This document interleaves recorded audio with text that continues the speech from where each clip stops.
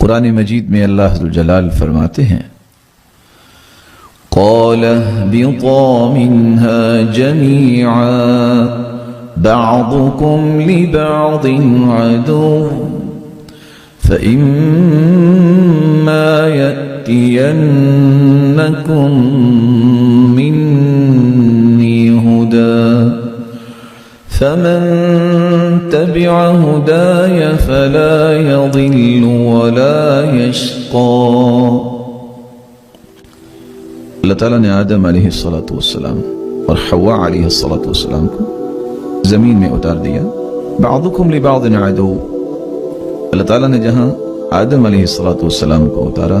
وہاں شیطان کو بھی زمین میں اتار دیا، اور ساتھ یہ بات کہہ دی جو میرے پاس ہدایت لے کے آئے گا، جو میری طرف سے ہدایت آ چکی ہے، فلا یضل ولا یشقی، نہ کبھی وہ گمراہ ہوگا نہ بدبخت ہوگا۔ تو بدبختی سے بچنا اور گمراہی سے بچنا یہ ہے ایک مسلمان کا مطمع نظر کہ کبھی وہ گمراہی میں نہ چلا جائے، بدبختی کی طرف نہ چلا جائے، اور یہ اس وقت تک ممکن نہیں جب تک اللہ کی طرف سے آئی ہوئی ہدایت کو مضبوطی سے نہیں پکڑتا، اور اللہ کی طرف سے آئی ہوئی ہدایت یا تو قرآن کی شکل میں ہے یا اس کے رسول کے فرمان اور عمل کی شکل میں۔ اللہ ذو الجلال قرآن مجید میں فرماتے ہیں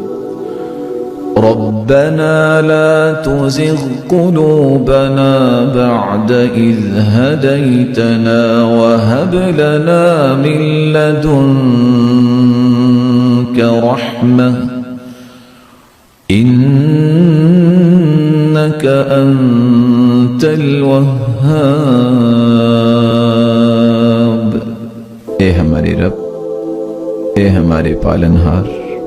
تو نے ہمیں ہدایت دی ہے، ہدایت کے بعد ہمارے دلوں کو ٹیڑھا نہ کر دینا، ہمیں اپنی رحمت سے نواز دے۔ تو ہی تو وہاب ہے، تو ہی تو عطا کرنے والا اور دینے والا۔